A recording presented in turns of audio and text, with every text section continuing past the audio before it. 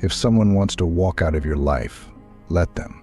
It's okay to sit around and feel down for a moment, or to cry if you need to, but don't linger there for too long.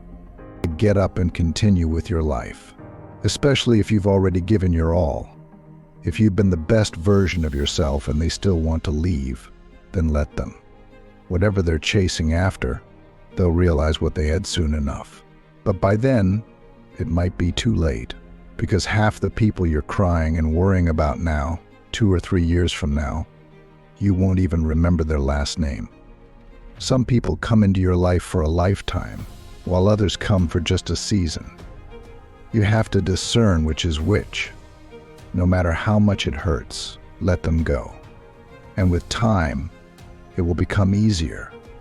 I promise you, every day it gets easier and easier, but you have to keep pushing through. Don't worry about the people God has removed from your life. He heard conversations you couldn't, saw things you didn't. You can either chase success or seek revenge, but you can't pursue both. Have you ever experienced being left? If you're not careful, you'll undervalue those who stayed while trying to reclaim those who left. Sometimes, there's nothing glamorous about being dependable, stable, or steadfast. But if you're not careful, you'll overlook the people who remain by your side. The principle here is profound and provocative. Focus on what you still have left: the child who stayed, the friend who stuck around.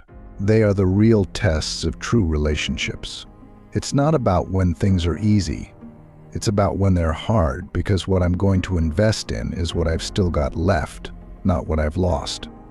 The message from the Word of God to you is to strengthen what remains. Let this be the last day you spend crying over those who walked away. You will let them go and invest only in those who are committed to walking with you for the rest of your life. Those are the people who must be strengthened, not neglected or taken for granted. Most people overlook what they have while chasing after what they lost or desire. What will you do with the years you have left? Will you spend them murmuring and complaining about past hurts? I don't care if you only have 5 years left. What matters is what you do with those years. Take control of your happiness. Stop giving it away to others. You're giving them your power. You control your happiness. You have to make up your mind that no matter what people do or say, no matter how they treat you, they're not going to steal your joy. Stay in peace. Time is short.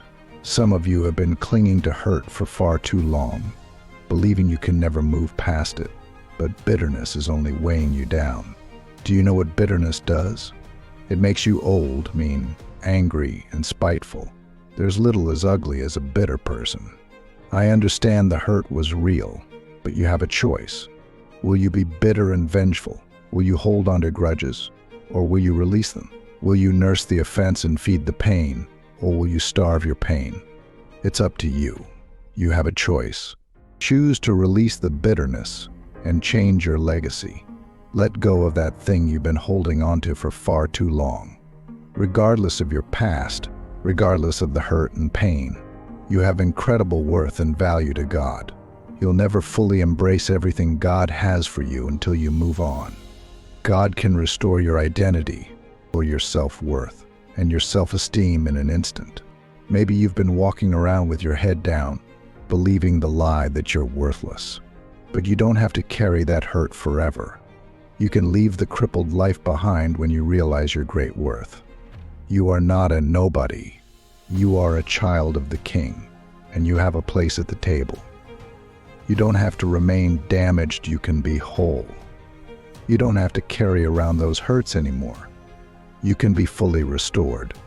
Accept God's healing. God is saying to you today, leave it alone. Trust me to handle it. When you turn it over to God, it takes the pressure off you. You don't have to figure it all out or strive and strain.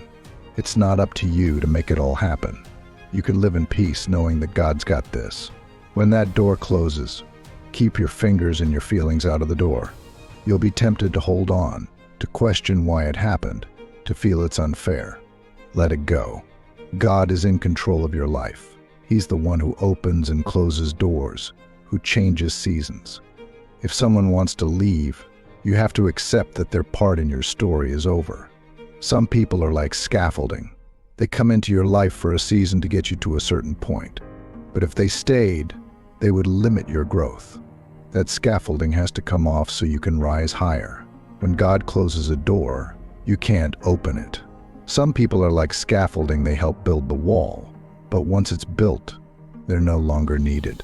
Sometimes, God brings people into your life to help build something, and when that purpose is fulfilled, He removes them.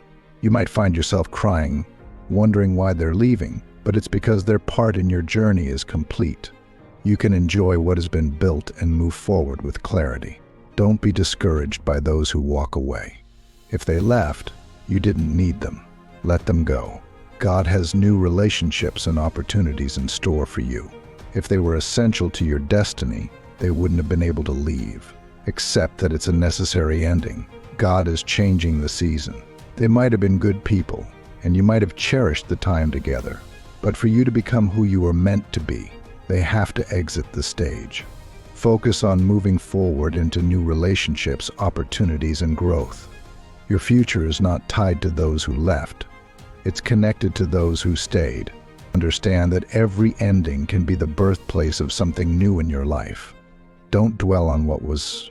Embrace what is. There's freedom, new beginnings, joy, and peace waiting for you now. Crying over yesterday doesn't bring freedom, and living in regrets doesn't accomplish anything. It's time to let go and move forward.